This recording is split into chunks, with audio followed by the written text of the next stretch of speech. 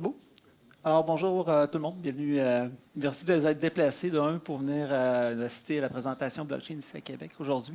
On remercie Cofomo évidemment et tout le monde de l'Université Laval qui ont participé à l'organisation. C'est vraiment agréable de pouvoir partager sur un sujet qui, pour nous autres, c'est passionné. Alors, c'est le fun de pouvoir partager ça avec la communauté et les gens de la technologie de Québec. Et puis, également, de nous accueillir comme ça, c'est un peu une fenêtre un peu locale, parce qu'on travaille surtout à l'international. C'est un peu étrange de travailler comme ça. Puis pour nous, présenter en français aujourd'hui, c'est quasiment un peu un faux pas un peu. Alors, on va essayer de faire ça le plus propre possible dans la francophonie. C'est drôle d'avoir à traduire un PowerPoint comme ça. Ça nous fait un peu réfléchir un peu à tout l'impact un peu que la langue a sur nous au quotidien. Alors, on s'excuse si jamais il y a des faux pas.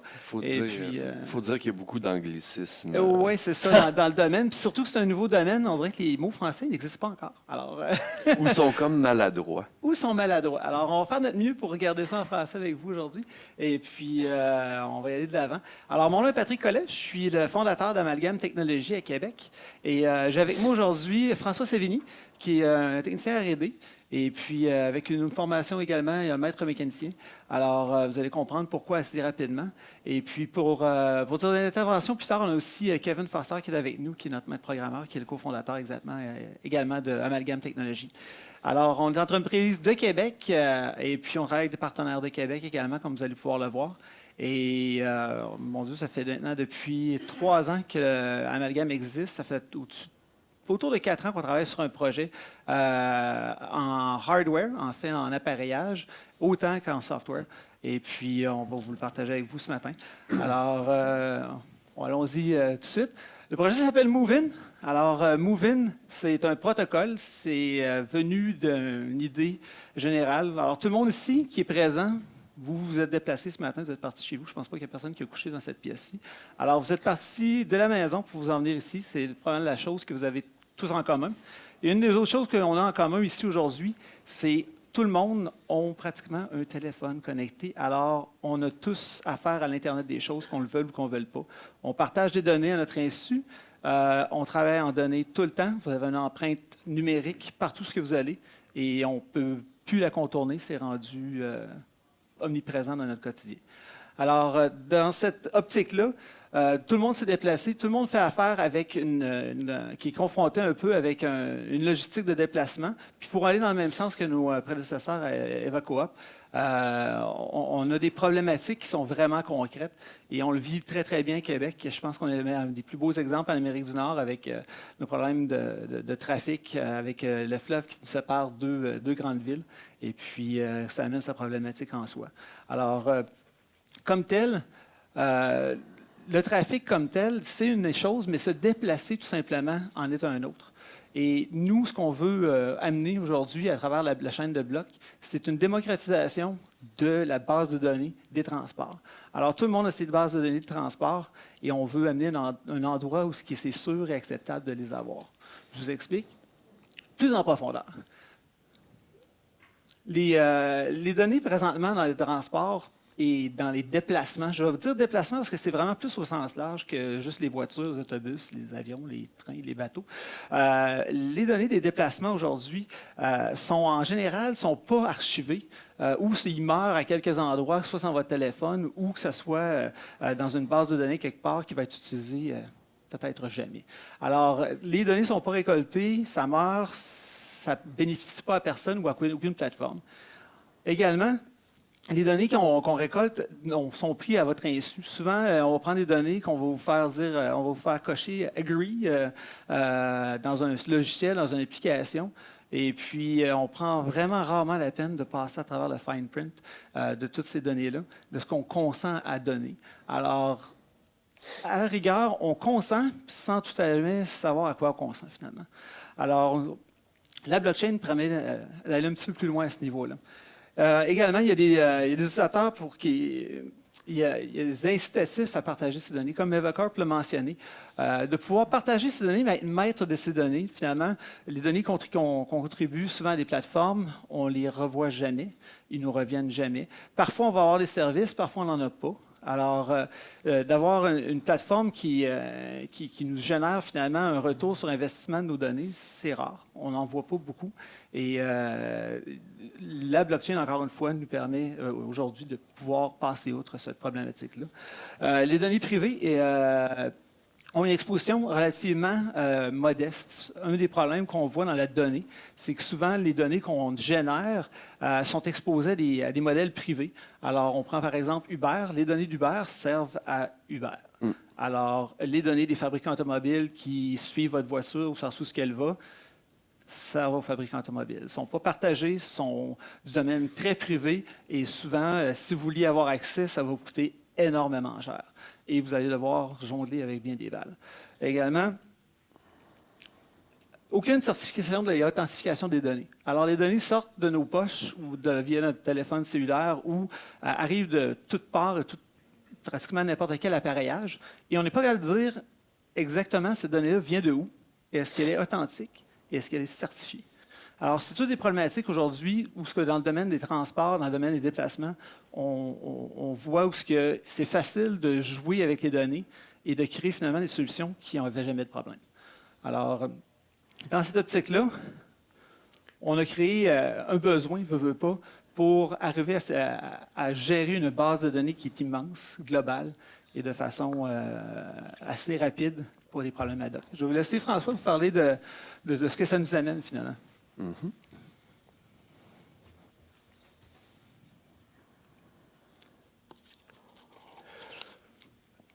C'est vrai qu'il y a beaucoup de questions à se poser par rapport aux bonnes pratiques que les entreprises adoptent au sujet de la vie privée, car... Fait que tu continues encore un peu. Ouais, tu veux que je continue? Ben, c'était ta section. Ah, excusez-moi. Est-ce qu'on joue un matin parce qu'on est en français aujourd'hui, puis on est habitué de le faire en anglais, puis c'est comme ça brise tout. Alors, moi, c'est la solution. Hein, c'est un peu plus tard. Excusez-moi. Alors, je reviens, si ça ne vous dérange pas. Le besoin, en fait, c'est ça. On a besoin d'un endroit où nos données peuvent vivre d'une façon neutre et sécuritaire. Où toute donnée de transport, que ce soit des données de transport de vélo, que ce soit des données automobiles, que peu importe ce qu'on génère, en fait, en termes de déplacement, peuvent vivre d'une façon neutre et équitable. Pour tous, en fait. Également, on veut respecter la vie privée. Encore une fois, on coche rapidement. On vit dans un ère où on accepte pratiquement toutes les terms and conditions de toutes les applications et qui nous sont exposées facilement et peut-être trop facilement souvent à des prix qu'on ne sait pas encore qu'on paye, mais on va le savoir plus tard quand on voit des breaches au niveau des données comme telles, comme on parlait tout à l'heure en bas avec Quentin, parce que les données sont compromises dans des serveurs de compagnies aériennes, dans des serveurs des banques, des systèmes bancaires. Également, récompense à la contribution. Encore une fois, on émet énormément dans un système où on retire très, très peu. Et pour continuer dans cette optique-là, un système démocratique où tout le monde peut avoir accès au produit final et non juste certains joueurs clés qui peuvent manipuler les données comme ils le veulent puis les utiliser à l'escient qu'ils veulent. Également, dans cette optique-là, encore plus grand, plus large, un système où on est capable d'arriver avec une approche qui est un open framework finalement, où n'importe qui peut développer ou contribuer à cette plateforme-là de façon à améliorer le service ou créer des nouveaux services à partir de cette plateforme-là. Ce qui nous mène à la solution. Et là, je vous amène François, c'est à ton tour. C'est ma partie, hey. C'est ma partie.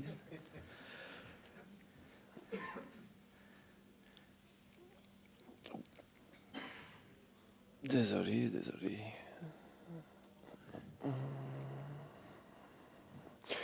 Bon. Par rapport au concept d'anonymité, plus que jamais, justement, Eva Coop en discutait et Patrick aussi dans l'introduction, tout est connecté. Tous les objets qu'on rencontre de la vie courante prennent une empreinte technologique de nous, de nos habitudes, habitudes de consommation, habitudes comportementales et tout. Et assez souvent, les compagnies qui récoltent ces données-là n'adoptent pas suffisamment des bonnes pratiques de stockage des données ou justement d'audit et d'audit du code et de structure de la plateforme pour éviter des breaches de données. Alors nous, une approche qu'on a par rapport à justement le stockage de données, c'est de séparer l'utilisateur de sa donnée en utilisant des technologies comme la preuve à divulgation nulle de connaissances. Je ne sais pas si vous êtes un peu à l'aise avec cette technologie ou algorithme, mais dans le fond, c'est une méthode de prouver qu'une information appartient à un utilisateur sans jamais la partager. Donc, c'est une authentification directe que la donnée est véridique et la plateforme le sait, mais la personne n'a jamais besoin d'authentifier que, mettons, vous utilisez un système GPS, vous allez d'un point A à un point B. Vous voulez pas forcément savoir que la plateforme est en train d'utiliser vos habitudes de consommation, de voyagement pour bâtir des modèles d'annonces ciblées. Donc, ça serait bien que la plateforme ne sache jamais que c'était vous qui s'est déplacé. Donc, dans cette optique-là, si toute la base de données est anonymisée, ben, il n'y a aucun breach possible parce que la base de données est juste des informations, si on veut, comportementales, oui, mais sans personne. Donc, on ne peut pas revenir jusqu'à la personne et après ça, utiliser les informations personnelles pour avoir encore plus d'informations et souvent, mettons, aller jusque trouver les numéros de carte de crédit et tout et tout. Ce qui m'amène aussi à un autre point qu'on voit beaucoup apparaître, puis ça, c'est venu avec le début. C'est pas, ça fait vraiment longtemps que ça existe, mais à cause de certains modèles d'affaires, des ICO, des crypto-monnaies, on a vu ça adopté de façon plus globale. C'est la ludification de l'utilisation des plateformes. Donc, c'est connu en anglais, pardonnez-moi l'anglicisme, mais la gamification des plateformes. On voit ça utilisé par beaucoup de grands noms, dont un des plus grands noms, c'est Facebook. Facebook avec les likes qui, dans le fond, pour l'utilisateur, offre une gratification instantanée de la plateforme. Ça n'apporte pas de valeur, mais c'est un jeu, si on veut, d'utiliser la plateforme et le monde revienne pour avoir plus de likes et plus de likes. Et juste ça fait en sorte que l'adoption de la plateforme a été à si grande échelle. On peut voir aussi Tinder qui a gamifié les relations interpersonnelles et aussi dans tous les modèles d'ICO, on peut utiliser le token pour créer un système de points et de quantification de la chose qu'on veut quantifier. Comme nous, on crée un modèle de quantification de la donnée par rapport aux utilisateurs qui utilisent la plateforme. Donc, mettons, un utilisateur qui participe à notre plateforme, qui envoie de la donnée de façon anonyme, va être récompensé au travers de notre modèle de quantification de sa donnée par rapport à l'utilité, la sorte et tout et tout.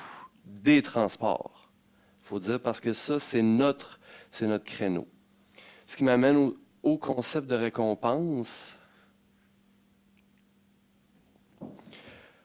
Justement, par rapport à la crypto-monnaie, pour améliorer la fluidité de l'expérience de l'utilisateur sur une plateforme, faut enlever un peu le côté crypto-monnaie classique. Il faut vraiment que ça soit fluide à utiliser. Puis justement, par rapport au concept d'amener l'adoption vers la masse des gens, faut pas que ça soit difficile, que tu aies à aller sur un site obscur, te créer un portefeuille que tu connais pas trop, tu sais pas comment ça marche, tu connais pas les bonnes pratiques de stockage de ta monnaie. Il faut vraiment que ça soit fluide à utiliser et au sein même de la plateforme, que justement, Si c'est une plateforme avec un système de points, que tu n'as pas à te créer quelque chose d'autre en parallèle pour pouvoir utiliser la dite plateforme.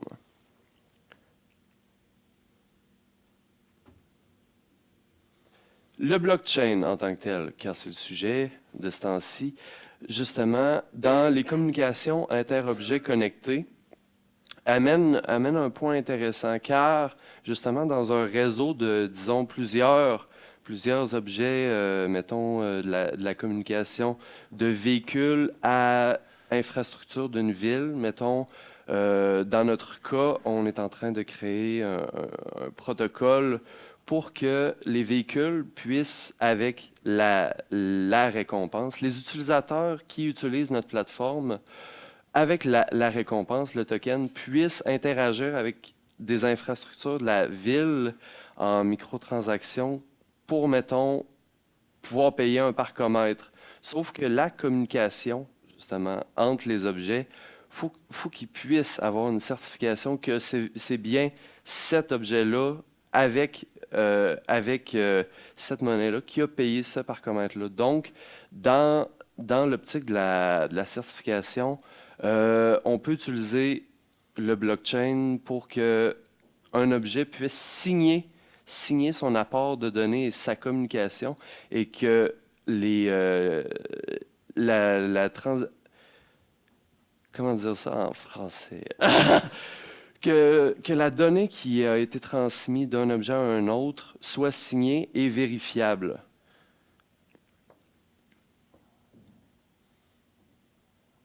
Aussi, un aspect très important de ces nouvelles plateformes-là, c'est la démocratisation et le fait que des gens qui n'avaient pas accès à des données pour pouvoir bâtir de nouveaux projets, y ont accès maintenant. Nous, dans notre base de données, ce qu'on crée, c'est une API pour que les développeurs puissent utiliser la base de données et bâtir des solutions qui sont bâties sur cette base de données-là. Ouais, je dis beaucoup base de données, mais bon, ouais, c'est ça. Puis aussi, justement, l'accès à ces types d'informations-là, c'est vraiment de nouveaux outils pour pouvoir aller explorer qu'est-ce que certains développeurs ou certaines équipes qui ont des idées, mais pas forcément les moyens de les exécuter à cause justement du concept fermé que les géants de ce monde, tels que Google, tels que Uber, name it, ont par rapport justement au type d'informations qu'ils ont récoltées.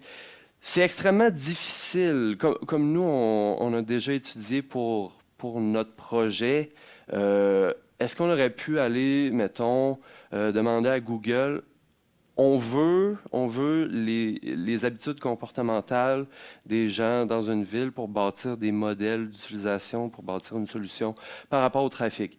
Ça coûte cher et c'est difficile parce que eux, en tant que tels, c'est leur créneau. Donc, ça serait créer une ouverture vers justement des compétiteurs potentiels. Sauf que avec le concept de démocratisation, ben, on ouvre la porte justement à avoir plus de gens qui n'auraient pas eu les moyens normalement d'arriver à ce type de solution-là. Ce qui est vraiment notre but dans le Open Framework, c'est justement dans l'optique d'avoir le plus de participation, le réseau en tant que tel augmente de valeur parce qu'il y a plusieurs moyens d'évaluer justement un réseau, comme justement le Bitcoin en tant que tel. C'est pas un modèle d'évaluation traditionnel. Il faut l'évaluer vraiment pas comme une compagnie. Donc, le plus d'utilisateurs, le plus que la valeur du réseau en tant que tel augmente. Car c'est pas un modèle basé sur la monétisation directe et le profit en tant que tel. Donc, c'est pour ça on veut aller dans une optique d'aller chercher le plus de gens possible qui puissent agréger leurs données et leurs informations à notre plateforme pour, justement augmenter la valeur en tant que telle du réseau et la découverte possible de solutions qui peuvent être bâties sur ça. Donc, je vais laisser la place à Patrick pour le protocole. Alors, grosso modo, finalement, avec tous ces concepts-là, ce qu'on vous offre, ce qu'on offre finalement aux utilisateurs de notre protocole, c'est de pouvoir pousser de la donnée sur une plateforme de façon certifiée, sécuritaire et en tout respect de la vie privée et à être récompensé en sorte. Nous allons récompenser nos utilisateurs à travers une crypto-monnaie ERC20. Aujourd'hui, c'est probablement la première fois que vous allez entendre parler de sidechain, à part ce matin avec Quentin en bas. On utilise un sidechain pour pouvoir certifier la donnée, faire les transactions au niveau des données, mais on utilise une token ERC20 pour pouvoir payer nos utilisateurs. Entre les deux, le sidechain est là pour ça, pour pouvoir faire le lien entre la crypto-monnaie et la certification de données. Les deux sont des protocoles qui sont transparents, qui sont authentifiables et qui sont validable par n'importe qui, finalement, qui veut auditer le système comme tel. Alors, on paye nos utilisateurs avec une crypto-monnaie. La crypto-monnaie, c'est des moves. Alors, on vous paye en moves selon ce que vous générez comme données. Plus la quantité de données est générée, plus on vous paye. Si vous nous fournissez votre donnée de façon ad hoc, donc live, on vous paye évidemment plus parce que ça génère plus de solutions pour nous. Également, si vous partagez plus d'informations personnelles, que ce soit votre âge, votre sexe, le type de voiture que vous conduisez, alors à ce moment-là, on est capable de vous payer davantage également. Ceci dit, ce sont tous des options que vous choisissez d'emblée et de façon totalement compréhensible. Alors, il n'y a pas de « I agree » dans le fond avec 3 pages de texte écrit en police 3. Alors, vous êtes capable de lire littéralement, vous choisissez, vous oubliez l'application, vous passez à travers les options, c'est vous qui décidez ce que vous partagez. Ensuite de ça, une fois que c'est rendu sur notre plateforme, nous, on crée des services, on travaille avec des partenaires, avec une intelligence artificielle, et on fait de l'agrégation de données. Finalement, ce que ça veut dire, on va chercher des données qui viennent d'ailleurs. On voyait EvaCorp tout à l'heure, des services comme EvaCoop. On leur donner une place où ils peuvent faire vivre leurs données et être récompensés pour. Alors, en même titre qu'un utilisateur va pousser sa donnée sur la plateforme, va être récompensé en Move, c'est la même chose pour une compagnie, pour une entreprise, pour des individus qui désirent pousser des données. Ils vont pouvoir le faire et être récompensés en Move également. Le but de la token, vous allez dire, OK, c'est beau, je fais quoi avec mes Moves? La seule façon qu'on peut maintenant avoir accès à cette base de données-là, c'est à travers la même token. On a une ville qui arrive, OK, on aime vos services, on voudrait avoir des services qui pourraient être générés par votre base de données. Pas de problème, vous avez juste à payer avec la même token. Alors, ils vont aller la chercher dans la poche des utilisateurs. Alors, des offres vont passer dans votre portefeuille à travers l'application de façon, encore une fois, comme François disait, très ludifiée, où ce que tu vas pouvoir justement accepter des offres qui vont arriver ad hoc comme ça. Alors, à place de swiper gauche ou droite pour une soirée intéressante, vous allez accepter ou décliner une offre qui va être arrivée par une ville, une compagnie d'assurance, un fabricant automobile, qui désire avoir vos tokens, finalement, pour avoir accès à la base de données, soit sous forme de service ou de dataset, tout simplement. Alors, rapidement, notre écosystème simplifié, parce que ça demeure quand même assez complexe quand on travaille en sidechain, c'est comprendre un peu le mouvement des données. Alors, les données viennent des API de tierces parties, finalement, ceux qui contribuent à la base de données de façon sporadique ou contenue, mais qui ne viennent pas vraiment de nos utilisateurs primaire comme tel.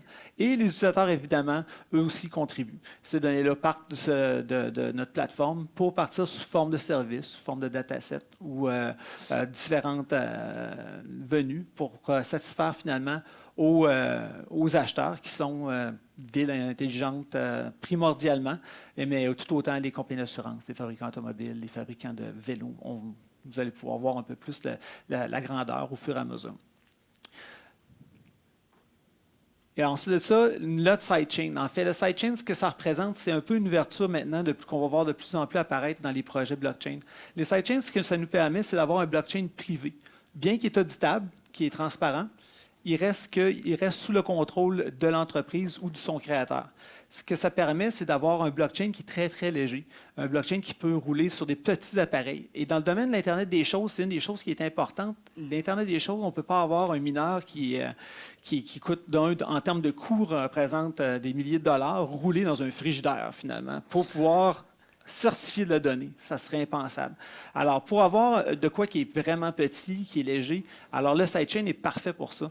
Il permet, d'avoir une transmission de données, une certification, et ça d'une façon très légère, à des coûts très légers au niveau du hardware, tant en termes de coûts d'argent, mais aussi en termes de coûts électroniques, finalement, de processeurs et de crunching power. Alors, on est capable de mettre dans des objets qui sont très petits, de l'encryptage, finalement, un blockchain, littéralement. Alors ici, nous, on utilise le sidechain pour pouvoir certifier la donnée qui rentre dans la plateforme, tout en étant capable de la quantifier et s'assurer qu'elle vient du bon device comme tel et de bon utilisateur, tout en ne sachant pas qui il est, comme François l'a si bien précisé, à travers un protocole ZK-SNARK qui est un Zero Knowledge Proof. Alors, on ne sait jamais qui nous pousse la donnée, mais on sait que c'est la bonne personne. C'est un avantage qui est de notre côté, qui vaut tout l'or du monde, surtout dans le monde qu'on vit, où il va y avoir de plus en plus de breach au niveau de la vie privée.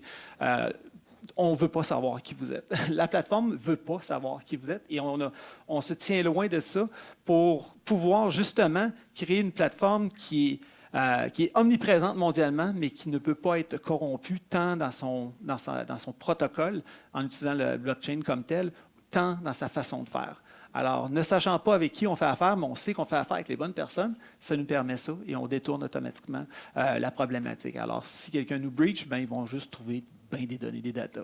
That's it.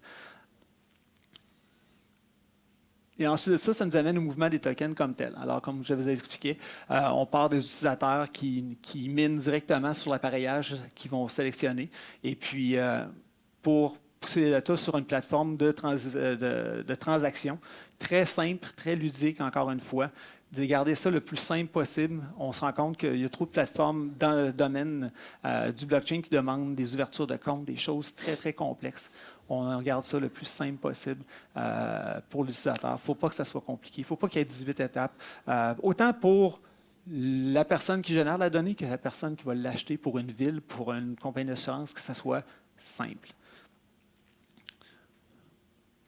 Alors, la récolte de données comme telle, je vais faire un petit parallèle par rapport à ça. Je vais être très bref, mais dans le fond, je vais résumer.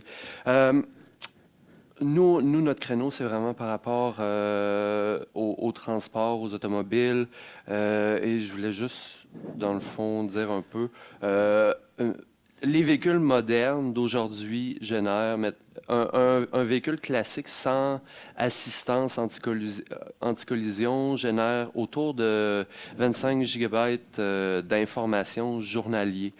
Le tout étant des vitesses des pressions et le tout étant à des vitesses autour de 30 megasecondes. Et nous, on va aller chercher ça au travers du port de diagnostic pour après ça bâtir des solutions de maintenance préventive, des solutions d'études comportementales des véhicules par rapport aux villes. Et aussi, je voulais faire un parallèle par rapport aux technologies autonomes qui sont très proches et qui sont de plus en plus évoluées et lourdes. Un véhicule à 100% autonome peut générer autour de 4000 gigs d'informations journaliers et le tout à des vitesses de 40 gigs secondes. Alors, c'est un très gros challenge côté récolte, stockage et analyse de données de masse. Mais justement, c'est dans ce monde-là qu'on s'en va. Alors, comme tel, pour nous, pour l'appareillage, en fait, initialement, évidemment, nos données vont venir de nous pour éventuellement venir des API. On n'a comme pas le choix pour briser la glace, pour créer une base de données qui est de masse et créer une base de données qui est dense. Alors, on a créé un appareillage pour nous comme tel. Et puis, on a créé de l'appareillage qui s'adapte à pratiquement à tout ce qui bouge. Alors, on a un cockpit moto, en fait, c'est un de nos produits qu'on a développé initialement pour le domaine de la moto, puis on s'est rendu compte qu'on pouvait l'adapter à n'importe quoi. Alors, cet appareil-là est fait peut être installé sur un traversier, dans le cas de Québec, supposons, autant sur un autobus et pousser finalement des données de façon ad hoc ou constante pour la plateforme comme telle et toujours à travers la blockchain. On a un cockpit auto finalement qui est l'appareil qu'on va mettre dans votre voiture, qui va récolter des données, qui va miner directement finalement sur l'appareillage et puis qui est composé de sensors additionnels évidemment. Les gens peuvent faire une référence avec Ajusto, finalement. Les compagnies d'assurance nous offrent un peu un certain produit comme ça. Le problème, c'est que moi, je ne veux pas que ma compagnie d'assurance sache ce que je fais avec ma voiture, où ce que je vais et comment je conduis. Alors, nous, ce que ça nous permet, en fait, c'est d'être le middleman, d'être quelqu'un qui se met entre les deux et qui vous assure votre anonymité face à ces choses-là. Et de l'autre côté, à la compagnie d'assurance, de lui permettre d'avoir des données de façon certifiable et également un beaucoup plus gros bassin de données. Et finalement, le tout dernier, c'est le cockpit vélo. En fait, c'est un appareil que tu fixes de façon permanente sur votre potence de vélo, qui, nous, c'est un beacon. Ça nous permet de savoir où vous allez avec votre vélo et de comprendre comment les gens se déplacent en vélo dans une ville. Québec, c'est pas trop un problème. L'été, on n'a quand même pas une grosse masse de vélos, mais il y a des villes en ce monde où c'est vraiment une grosse problématique. Alors, nous, les solutions Montréal avec les Bixi. Montréal avec les Bixi, on a ça également au niveau de la problématique de vélo. Alors nous, ce que ça nous permet, en fait, c'est d'avoir vraiment un snapshot d'une ville, de comprendre intrinsèquement comment les gens se déplacent dans la ville. Alors, pour ça, ça prend de la densité, ça prend des collectes de données qui sont vraiment de façon qualitative et quantitative. Ensuite de ça, ça nous amène une tierce partie. Évidemment, on va avoir des gens qui poussent dans la base de données le plus possible. Et puis, un open framework, comme on vous avait dit, c'est une question clé pour être transparent, pour être garant un peu de ce qu'on émet comme plateforme. Les modèles de service, ça s'adresse surtout initialement aux villes. Les villes intelligentes, on permet aux villes intelligentes d'avoir de la donnée de première personne. Présentement, les villes intelligentes opèrent sur des plateformes qui sont de données de troisième personne observationnelles. Alors, on a des sensors au sol, on a des sensors, des caméras, des choses comme ça qui sont statiques. On est capable de voir ce qui se produit de façon réactionnaire. Par contre, on n'est pas capable de comprendre au niveau comportemental des gens.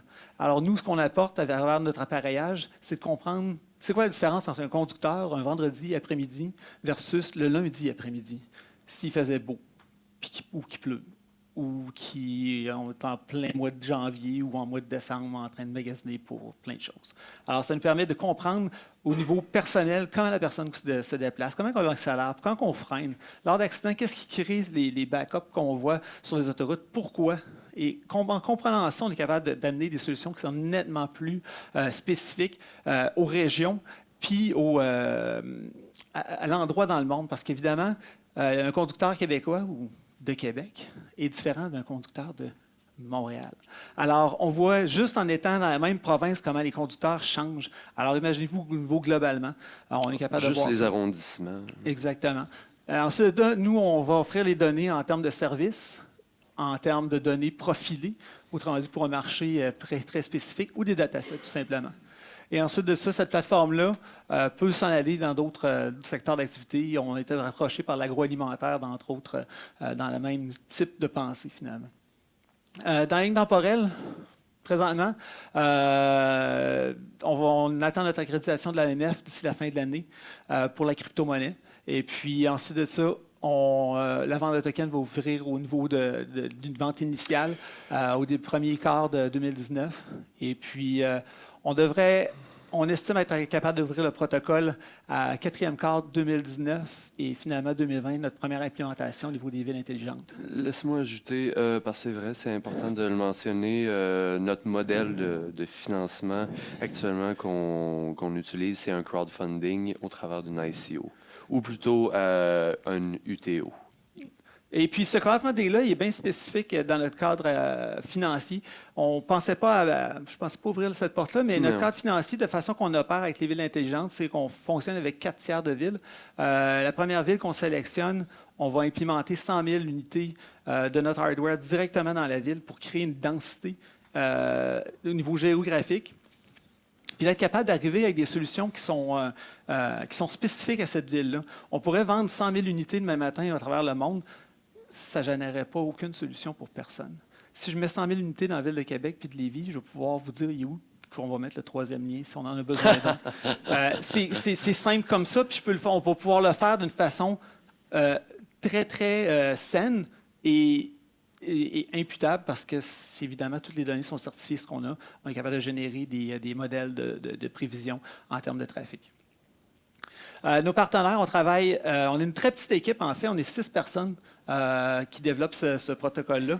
Et on travaille, par contre, avec des belles entreprises de Québec et de Montréal. Alors, pour la base de données, on travaille avec Nubo à Montréal. C'est eux qui vont gérer notre intelligence artificielle, l'agrégation de données et certains API également. On travaille avec Mirego ici à Québec pour tout ce qui est iOS et Android au niveau des applications. Ils ont un track record qui est, mon Dieu, des meilleurs dans l'industrie. Et puis, c'est des entreprises qui sont à Québec, qui sont dans notre cours.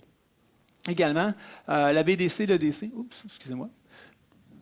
On a également la BDC, l'EDC qui travaille de pair avec nous en termes pour toute la certification pour l'AMF et tout ça. Et Gentech ici à Québec qui développe notre hardware avec nous main dans la main, qui est dessiné par nous, mais qui est fabriqué par Gentech ici à Québec. L'équipe, rapidement, très simple, on est tous sur LinkedIn. Vous pouvez tous nous consulter, ça nous fait plaisir. On reçoit des centaines d'emails par jour. Et puis, vous pouvez nous trouver évidemment sur toutes les plateformes là, qui sont maintenant connues de tous. Une plus populaire que l'autre. Et puis, évidemment, on va prendre des questions si vous avez quelques interrogations. On est ouvert à tous. Merci. Oui, merci.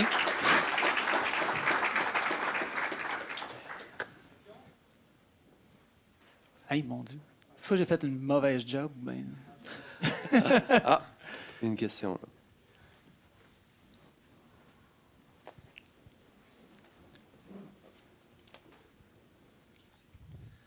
Là. Je voulais juste avoir un peu plus d'explications quand vous parlez de la partie du minage. Vous l'associez à la machine que vous mettez à l'intérieur de la voiture et c'est cette machine-là qui va miner. Oui, elle mine sur le sidechain. C'est là que les sidechains sont importants. Parce que si on voulait miner une crypto-monnaie, supposons une ERC20 ou peu importe, un Bitcoin, ça demande énormément de crunching power. Ça génère de la chaleur, ça a des appareillages qui sont quand même considérables. Le sidechain nous permet de programmer finalement un blockchain léger, simple, qui est nous finalement qui utilisons. Alors, on n'a pas des millions d'utilisateurs à travers le monde qui utilisent la même chaîne de blocs finalement. Alors, elle est privée, elle est que pour nous, c'est qu'on peut la concevoir d'une façon très légère, puis d'avoir à l'appareillage qui roule finalement sur un microprocesseur bien simple. Donc, toutes les données sont centralisées chez vous. Oui, nos données sont centralisées. On ne décentralise pas les bases de données pour une raison très, très, très, très valable. C'est que c'est pratiquement impossible d'avoir une intelligence artificielle ou de l'agrégation de données de masse sur un blockchain. Ça demanderait un blockchain avec tellement d'utilisateurs, avec tellement de capacités de stockage et d'analyse on the fly que ça serait impensable de créer vraiment une intelligence artificielle. En fait, ça serait idéal, mais ça serait économiquement impensable de créer ces choses avec... C'est pourquoi aussi on mise beaucoup sur l'aspect de séparer utilisateurs et données, justement pour pas qu'il y ait de retour possible. Oui, alors on a beau être centralisé, même si on se fait breacher, les pertes sont minimes. Alors on ne risque pas la vie. La seule chose qu'on risque finalement, c'est nous autres, c'est nos données à nous et non les données des utilisateurs. Je vais faire un parallèle au EOS, justement, par rapport à que tous les projets blockchain font face à des problématiques de ce genre-là, de choisir entre centralisation ou performance. Le EOS, en tant que tel, est décentralisé, mais relativement centralisé parce que c'est seulement 21 nodes nœuds qui authentifient les transactions sur le réseau. Donc, c'est sûr qui sont capables d'arriver à un consensus beaucoup plus rapidement que, mettons, dans le cas du BTC, du Bitcoin, je crois qu'on est rendu autour de plus que 20 000 nodes, je crois. Donc, mettons, un consensus est beaucoup plus long dans l'algorithme.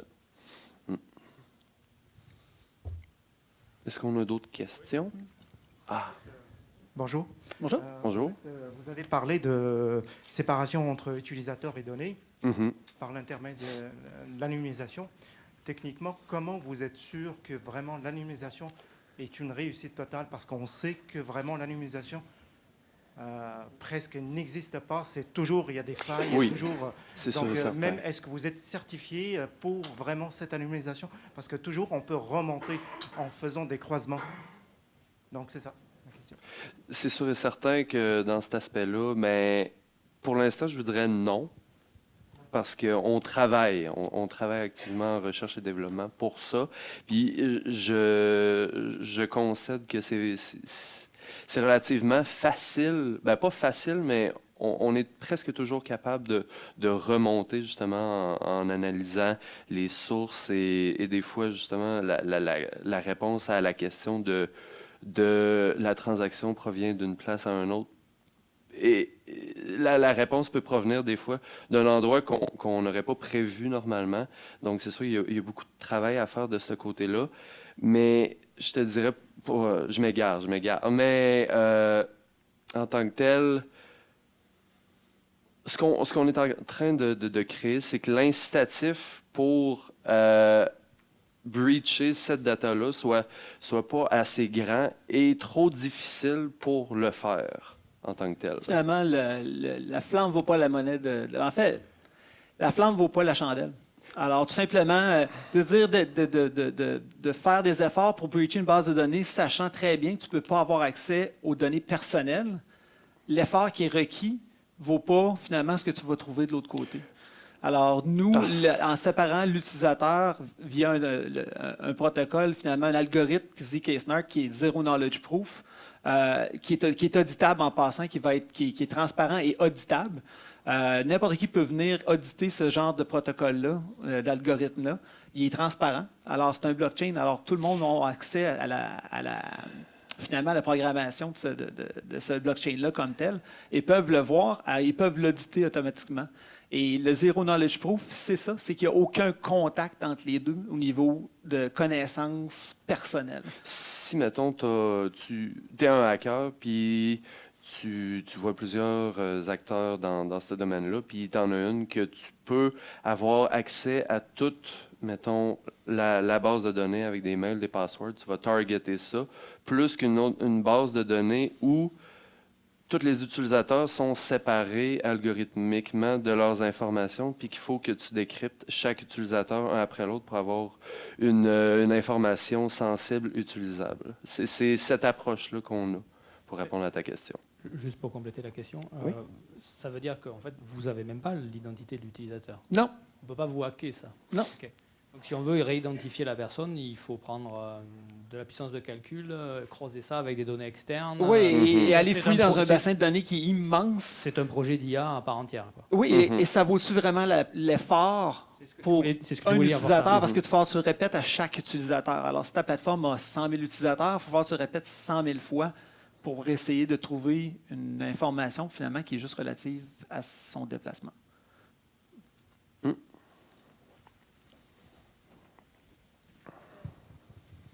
Par contre, il y a la partie du point de départ et du point d'arrivée des milliers de Oui. personnes. On analyse, nous, en fait, on on utilise un blurring, en fait. C'est que votre point Une période d'arrivée et votre tampon. point de départ sont toujours brouillés. Alors, on sait à peu près d'où ce que vous partez. On sait à peu près où est-ce que vous en allez, mais le point précis, on ne le sait pas. Puis, normalement, les gens vont dire « Ouais, mais c'est tout le temps dans le milieu du blur. » Non, pas nécessairement, justement. Les algorithmes sont faits, justement, pour brouiller ça de façon aléatoire, pour qu'on ne soit pas capable de pinpointer directement où vous êtes, finalement. Une dernière question courte, on est déjà en retard. Antoine Bellemare, Fonds Innovexport. Est-ce que vous avez tenté d'être conforme au GDPR? Oui, en fait, en termes de conformité pour le GDPR, n'ayant pas les données, on est comme un peu à côté. On est dedans, mais à côté à la fois parce qu'on n'a pas les données d'utilisateurs. Les données d'utilisateurs sont, autrement dit, lorsque vous êtes sur notre protocole, vous avez votre bidule dans votre voiture, les données partent du hardware, vont sur votre téléphone. Du moment qu'ils quittent votre téléphone personnel, alors ça, c'est votre propriété à vous, du moment que les informations quittent votre téléphone, on ne sait pas qui vous êtes. Alors, on n'a aucune donnée personnelle. Vos données personnelles sont chez vous, sur votre téléphone, on ne les veut pas. On n'en a pas, on a juste les données relatives à votre déplacement. Puis ça, pour nous, c'est, comme on disait, c'est l'importance de la vie privée. C'est là qu'on se démarque et on veut avoir ce bris-là et on ne veut pas aller au-delà de ça parce qu'automatiquement, tu te ramasses dans des problèmes. Oui? On prend en jaser. On peut en changer après en passant, on est là toute la journée. Oui. Oui? Ah. Parfait. Merci tout le monde. Merci. Bon.